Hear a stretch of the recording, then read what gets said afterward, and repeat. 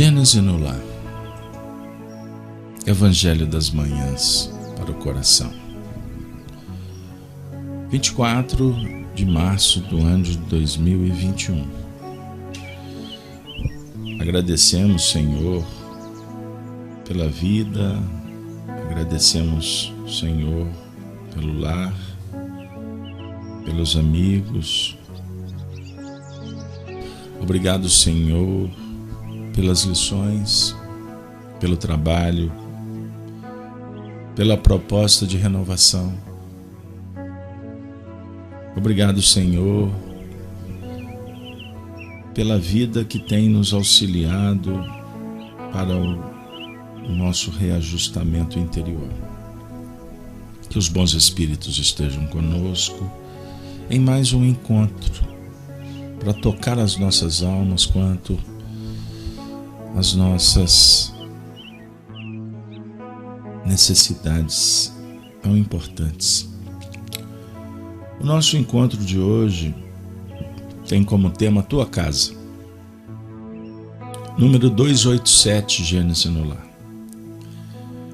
Vamos dar continuidade ao estudo que foi realizado por Allan Kardec. Eu convido vocês para acompanhar em casa este belo tratado, que é o livro A Gênese. Estamos estudando o capítulo 15, os milagres do Evangelho, nas curas que Allan Kardec selecionou para elucidar a luz do Espiritismo. Trabalhamos as numerosas curas, atendimento aos possessos, e hoje vamos iniciar o tópico Ressurreição. Kardec selecionou a passagem do Evangelho que está em Marcos, no capítulo 5, versículo 21 a 43. Nós vamos fazer a leitura e depois nós caminhamos para trabalhar o tema. A filha de Jairo. Jesus passou outra vez de barco para outra margem e tão logo desembarcou. Uma grande multidão de pessoas se reuniu em volta dele, e um chefe da sinagoga chamado Jairo veio encontrá-lo, e o encontrando, lançou-se aos seus pés, suplicava-lhe com grande instância, dizendo-lhe: tenho uma filha que está nos momentos finais. Vou-lhe impor as mãos para curá-la e salvar-lhe a vida. Jesus se foi com ele e era seguido de uma grande multidão de pessoas que o comprimia. Enquanto Jairo ainda falava, veio gente do chefe da sinagoga que lhe disse: vossa filha está morta. Por que queres dar ao mestre o trabalho de ir mais longe? Mas Jesus, ouvindo essas palavras, disse ao dirigente da sinagoga: não temas jamais, crede somente. E não permitiu que ninguém o seguisse, apenas Pedro, Jacó e João, irmão de Jacó. Chegando à casa do dirigente da sinagoga, ele viu um grupo confuso de pessoas que choravam e que lançaram grandes gritos. Entrando, disse-lhes: por que fazeis tanto barulho e por que chorais? Essa filha não está morta, ela apenas está adormecida. E eles zombaram dele. Tendo feito sair todo mundo, ele chamou o pai e a mãe da criança e os que tinham vindo com ele e entrou no lugar onde a filha estava deitada. Tomando-a pela mão, ele disse: Tatita, cumi, ou seja, minha filha, levantai-vos, eu comando. No mesmo instante, a filha se levantou e se pôs a caminhar, porque tinha 12 anos. e ficaram maravilhosamente surpresos. Pois bem, amigos, essa passagem ela chega num momento muito oportuno, diante de tantas notícias complexas que temos enfrentado na vida. A morte física, pandemia no mundo, morte moral, morte do mundo velho, morte de esperanças, morte de oportunidades e etc. Mas o Evangelho nos visita para oferecer a ressurreição, é o tópico. Olha que beleza. Então, se você chegou aqui com o ar fúnebre, nós vamos começar a dissipá-lo. O que acham? Bora lá? Kardec, no item 39 da obra, diz assim: o fato do retorno à vida corpórea de um indivíduo realmente morto seria contrário às leis da natureza e, por consequência, miraculoso. Ora, não é necessário recorrer a essa ordem de fatos para explicar as ressurreições operadas pelo Cristo ou por Cristo. Se entre nós as aparências enganam por vezes, os profissionais acidentes dessa natureza devem ser frequentes. Num país onde não se tomasse nenhuma precaução e o sepultamento fosse imediato. Há, pois, toda a probabilidade que nos dois exemplos anteriores só devesse haver síncope ou letargia. Dito popular, morte aparente. Jesus, ele mesmo afirma positivamente da filha de Jairo. Essa filha, diz ele, não está morta, ela apenas dorme. A partir do poder fluídico que Jesus possuía, nada há de extraordinário em que o fluido vivificante, dirigido por uma forte vontade, tenha reanimado os sentidos entorpecidos, que tenha mesmo podido fazer voltar ao corpo. O espírito prestes a deixá-lo, tanto que o laço perispiritual não estava definitivamente rompido. Para os homens desse tempo que acreditavam que o indivíduo estivesse morto desde que não respirasse, mas haveria ressurreição. E puderam afirmar isso de muito boa fé. Mas havia, na realidade, cura e não ressurreição, na acepção do termo. Então, à luz do Espiritismo,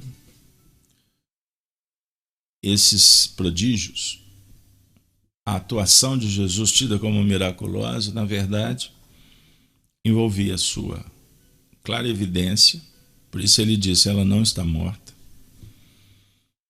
como também sua ação persuasiva, fazendo com que o espírito, momentaneamente desligado do corpo, retornasse. Sua autoridade magnética em atuando, oferecendo a recomposição, a reorganização, um processo de enfermidade que está sendo tratado. Então, a síncope, ou a epilepsia, ou no caso a letargia, são processos doentios que são tratados. Estamos no século XXI. Parece estranho, né, tudo isso? Mas até hoje acontece fenômenos de letargia que podem enganar. Letargia é a morte de, em tese, um adormecimento profundo de alguns órgãos. Cessa-se tudo, menos os órgãos que são mantenedores da vida. Mas não vamos entrar no mérito, porque o nosso objetivo é caminhar no plano das curas, sob o ponto de vista da atuação de Jesus, dos bons espíritos, juntos conosco, que estamos aqui em busca do auxílio. A oração favorece o atendimento espiritual. Ai de nós, se não fosse esse trabalho da doutrina espírita. Pessoal, faz toda a diferença. Faz sim. Porque quando temos a ferramenta bendita do conhecimento espiritual, mesmo que a gente se sinta ineficientes, incompetentes, frágeis para alguns temas, há outros que nós enfrentamos de uma forma diferenciada, em se comparando com muitas pessoas que estão no mundo que desconhecem completamente. Mas o conhecimento, ele por si só não basta. A gente aprende até em nível humano que o conhecimento precisa ser aliado à inteligência. A inteligência que vai, na verdade, como um atributo do espírito, se desenvolvendo, criando habilidade para lidar com o conhecimento. Certo? Não adianta você ter informação que existe uma enfermidade que campeia no mundo. Você precisa ser inteligente para lidar com ela. Olha que interessante. E a inteligência vai variar de acordo com cada observador, com cada um de nós, que temos uma bagagem espiritual. Ah, que bagagem é essa? Maturidade ou não. Espíritos, vamos dizer assim, mais experientes, basta uma informação que é suficiente para o indivíduo transformar a vida. Se ele não tem essa bagagem, você pode inchar de conhecimento que não resolve. Ele continuará naquela zona de o que eu faço? Compreender? Pois bem, então nós temos que alinhar conhecimento, inteligência, atitude, boa vontade. A vontade que vai operar para modificar, para sanear, para curar e etc. Extraordinário o Espiritismo nas nossas mãos. E como nós estamos lidando? É uma pergunta que devemos fazer todos os dias. Mas não é pergunta para ter uma resposta e essa resposta nos colocar na cadeira da inanição, da indiferença, da mesmice, do comum, do medíocre. Não, não. É para que a gente possa se sentir agraciados, pois estamos sendo beneficiados pela vida. E, naturalmente, a vida que nos oferece tanto, ela não cobra que a gente dê resposta. O despertar da consciência é que vai naturalmente acionando um mecanismo para que a máquina responda. Compreenderam? Até quando você vai ficar recebendo o leitinho da mamãe?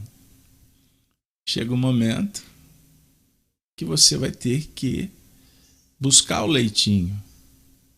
E mais à frente, trabalhar pelo leitinho. Mais à frente, você vai ser chamado a dar leitinho para a mamãe. Não é assim a vida? Mas nem todos vão dar leitinho para a mamãe. Nem todos vão trabalhar pelo leitinho. Nem todos vão levantar para buscar o leitinho. Aí é de cada um, compreenderam? Mas o que acontece? A mamãe desencarna. Ou então o indivíduo casa, vai viver num outro ambiente e fala assim, mulher, traz o leitinho, num prisma machista. Aí a mulher vai falar assim, a sua mãe mora em outro endereço. Aí a vida começa a dar um sinal extraordinário. Para ele deixar de ser bebê, virar gente, no seu sentido de descobrir que ele tem que trabalhar e fazer por mérito. Compreenderam? Mas o que isso tem a ver com a ressurreição? Pois bem, rapidamente, tem alguns pontos aqui que nos chamaram a atenção na leitura. A definir, começa o texto, Jesus passou outra vez de barco. Significa que ele já passou antes. E vai uma dica, ele passa amanhã. Mas o que é mais legal é você aproveitar o agora. Porque ele está passando. Para oferecer sempre amor, dispõe. Agora nós temos que propor. Compreenderam? E ele passa de barco e desembarca. Olha que interessante. Ele desembarcou. Ele não significa que ele só passa, ele se adequa, ele se aproxima. Ele vem para perto. O que você está precisando?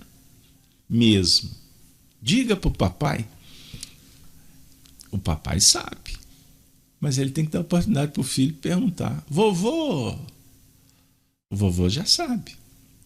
Porque quando o netinho levanta para levantar o dedo para fazer a pergunta, significa que ele já está elaborando o aprendizado. Então você não pode fechar a porta para a manifestação livre dentro do plano que se encontra o aprendiz. A multidão sempre em volta. Chefe da sinagoga, Jairo, se é chefe da sinagoga, pressupõe que ele já conhece. Porque dentro da linha moral e espiritual, ninguém chega na chefia sem mérito e, ao mesmo tempo, misericórdia. Na terra acontece de tudo. Basta um jeitinho, basta um ajuste. O indivíduo chega na chefia. Costuma chegar não por competência, mas porque o diretor lá simpatizou com ele. Aí coloca um companheiro despreparado em detrimento de vários que estão ali há muito tempo se candidatando, se habilitando. Aí a gente vai entender por que o mundo é contraditório. E a humanidade vai se indignando à medida em que se descobre e começa a viver na pele estas contradições. Então não se envolva com as linhas negativas quando você se sentir indignado. Não entre nesse painel. É melhor não. Porque se você já identifica, significa que você já está despertando. Mas não significa que você tem o papel de mudar o mundo de fora. Muda por dentro. Porque naturalmente os que estão à sua volta também estão no mesmo processo. Aí quando você descobrir, o vizinho descobrir, seu filho descobrir, a comunidade descobrir, o mundo muda. Agora não é você levantando a bandeira como idealista, compromissado com o progresso. Aí que a gente estrepa. E muitas vezes nos propomos a fazer alguma coisa, julgando que pelo conhecimento é suficiente, aí a gente costuma enfrentar um leão interior que nos coloca numa jaula de muito sofrimento. Era melhor não ter levantado a bandeira. Compreenderam? Mas o texto ainda diz algumas questões importantes. Porque a cura se dá nos momentos finais, a definir que é um processo. Tem uma etapa. Qual que é o tema que se fala tanto? Tem hora que fica maçante, mas tem que trabalhar, tem muita gente sofrendo. Suicídio, mortes, tudo isso que a gente está vendo no cenário humano, social. A humanidade passa por um processo. Então não pense que só uma vacina vai resolver. Porque existe um encaminhamento de um processo que tem várias etapas. Tem muitas pessoas que com vacina ou sem vacina estão caminhando com muito equilíbrio. Tem outros que até com vacina continuam desesperadas. Ah, mas quando vacinar todo mundo vai resolver o problema do mundo. Será? Compreenderam o que eu quero dizer? Então nós estamos numa marcha. Há 2000 anos Jesus inaugura um momento especial. E nós só caminhamos 2000 anos. Ensina os Espíritos que 2000 anos costuma ser 2 minutos. Uma expressão usada por Emmanuel, uns 50 anos depois, no há 2000 anos, A Caminho da Luz, no livro Roteiro. Ele fala dessa didática do tempo apenas como um norteador para a gente ter uma noção do que acontece. Em qual estágio que nos encontramos? Naquele estágio de bilhões de pessoas? Não. Você se encontra no estágio pessoal, convivendo com bilhões de pessoas. Naturalmente solidarizando, compartilhando com bilhões de pessoas, porque você participa de uma humanidade planetária. Mas você pode fazer toda a diferença. Você pode estar acima das nuvens das ilusões e vai voltar para ajudar a bilhões de pessoas, sendo uma pessoa que pacifica, uma pessoa que esclarece, uma pessoa amiga, uma pessoa que leva o remédio sem talvez o doente pedir. Mas você se tocou. Se eu não for lá levar a sopinha, coitada. Assim? Não, eu vou lá. Eu paro tudo. Você está fazendo diferente. Isso é uma obra gigante. A gente acha que a grande obra é aquela que envolve multidão. Isso é um ledo engano. Embora com intenções nobres, justas, boas, belas, mas não são adequadas. Primeiro, para o seu momento, para a sua competência, porque é ineficiente. Na verdade é essa. Ah, mas eu tenho então... Não, você não tem nada. Isso aí é uma questão de concepção pessoal. Até onde que você caminha? Até onde que você retrocede? Isso é de toda hora, isso é de todo dia, isso é dentro de casa, é quando você abre a janela, vê o sol e fala assim, meu Deus, o que é que eu tenho que fazer hoje? O cristão vai fazer uma prece, ele não vai, meu Deus, o que é que eu... Não.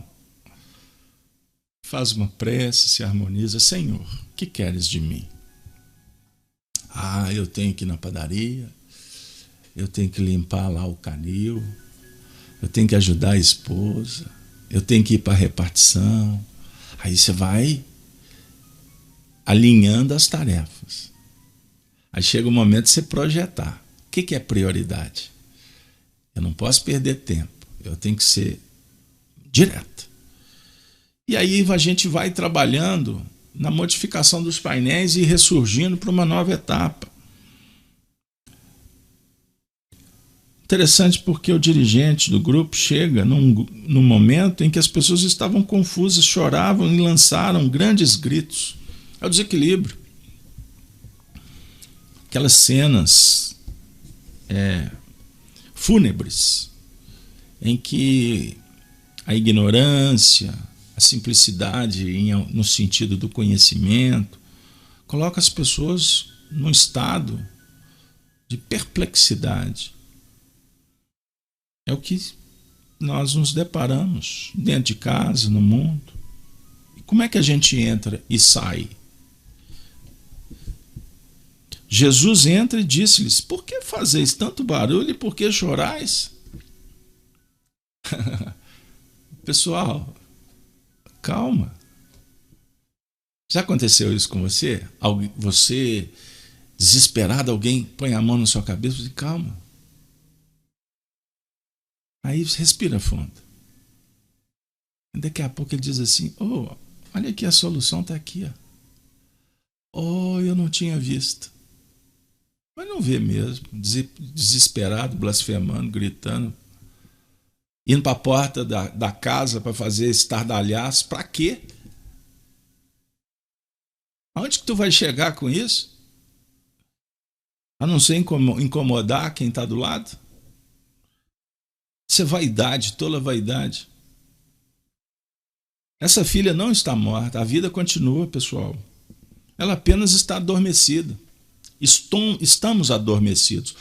Os homens caminham adormecidos, soltando foguete ou gritando nos funerais. Tendo feito sair do mundo, ele chamou o pai e a mãe da criança e os que tinham vindo com ele, e entrou no lugar onde a filha estava deitada. Então observem a cena. Estavam todos lá na câmara funerária.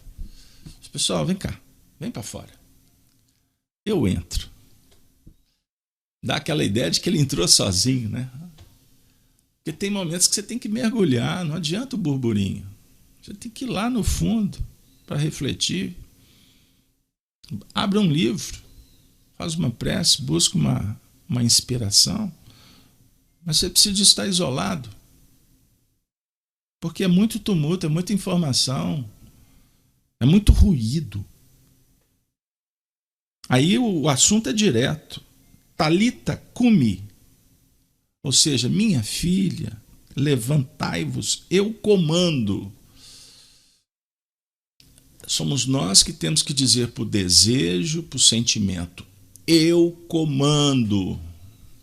É a voz interior da razão.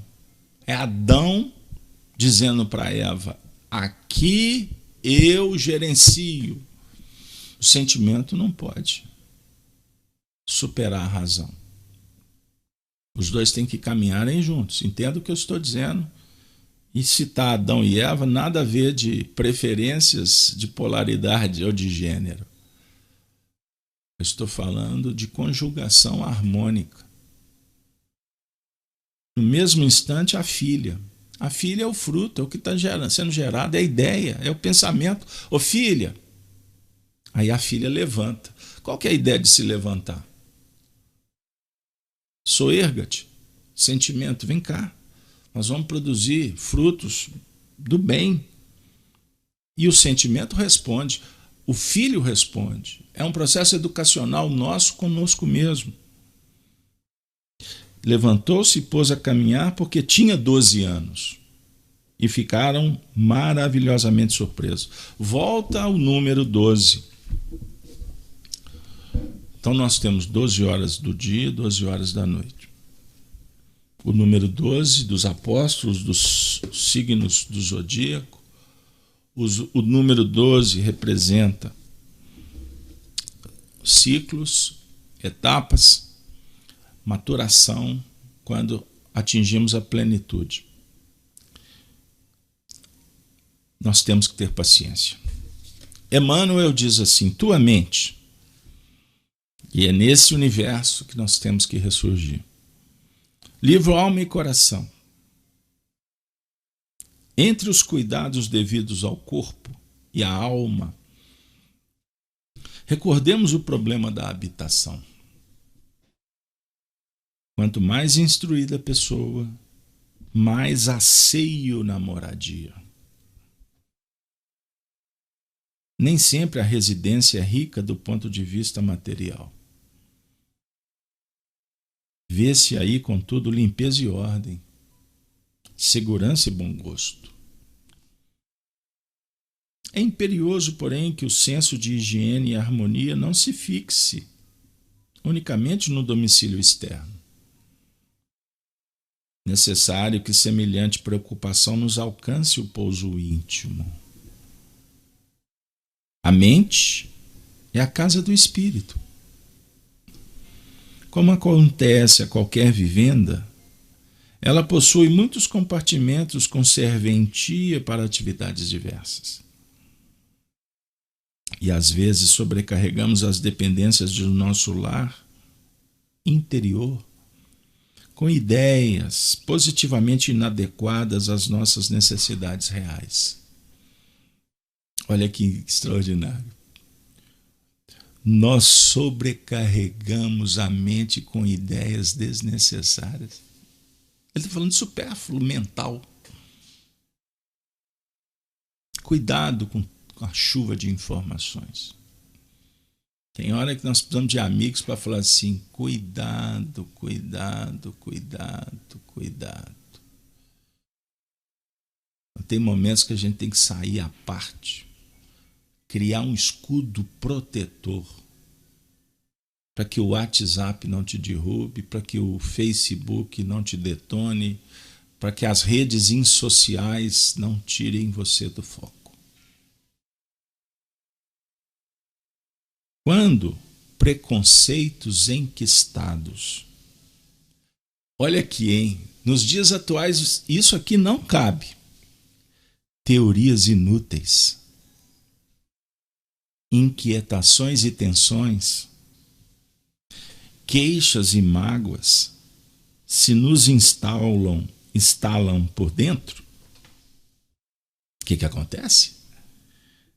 Dilapidamos os tesouros do tempo e as oportunidades de progresso. De vez que impedimos a passagem da corrente transformadora da vida através de nossas próprias forças. Então existe corrente transformadora. Os 2 últimos gêneros no lar, nós falamos que o medo paralisa o amor. O medo paralisa as correntes transformadoras. O medo causado pela desinformação ou pela ignorância. Sabemos que uma casa, por mais simples, deve ser arejada. O vento viaja pelas dependências. Para quem não sabe o que significa arejamento. E também deve ser batida de sol para garantir a saúde.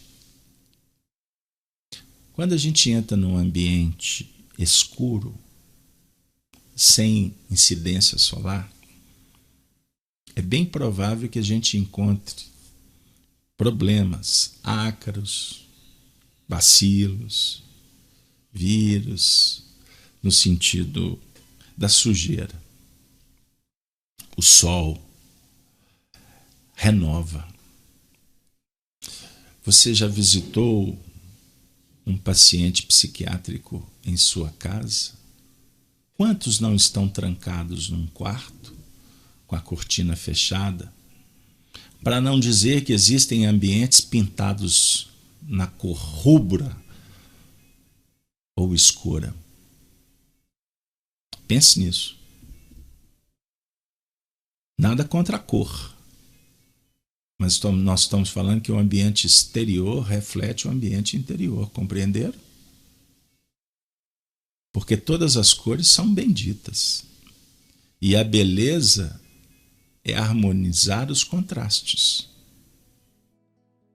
Ninguém conserva lixo de propósito no ambiente familiar. Qualquer perturbação no sistema de esgoto ou na circulação da energia elétrica representa motivos para assistência imediata. Desde épocas remotas, combatemos a escuridão.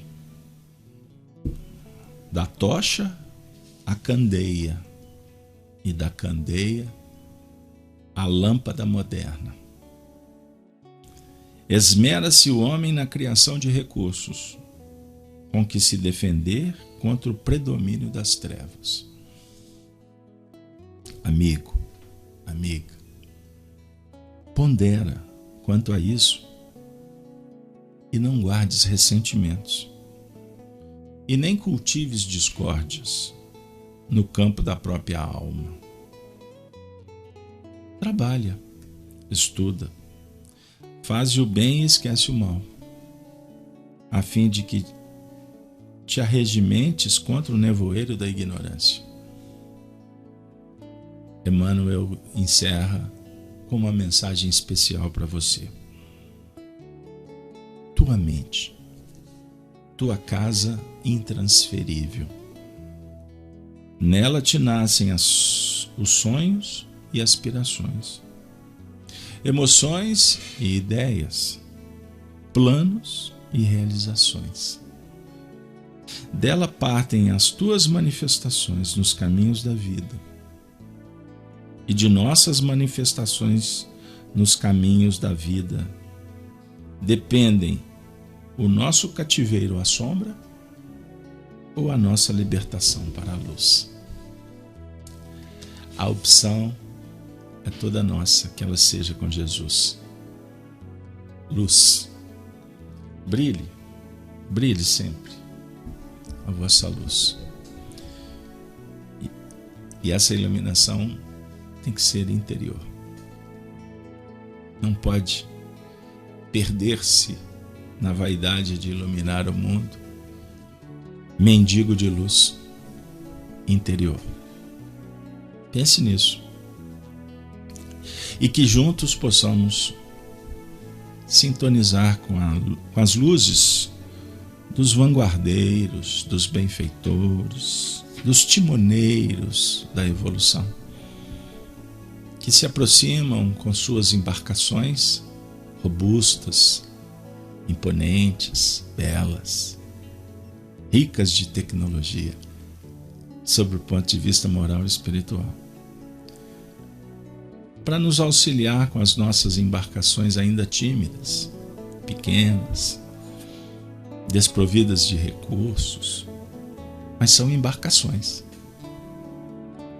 Se nós não trabalharmos por elas, nelas e para elas, elas jamais poderão nos auxiliar em viagens mais extensas, longínquas e eficientes. Então, que possamos unir os nossos barcos, aproveitarmos os elementos, os recursos, as oportunidades, valorizando as pessoas, os acontecimentos.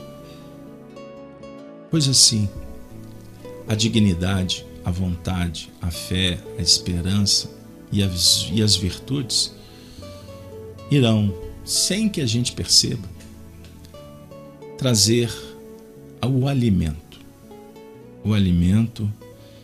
que de todos os elementos é o mais importante para a nossa jornada na direção da imortalidade. E o alimento que nos referimos é o amor. Jesus é o pão da vida. Obrigado, Jesus, obrigado, amigos, por mais um Gênesis no lar. Tua mente, tua casa, luz nos lares é o que todos desejamos. Tenham um dia de muita paz.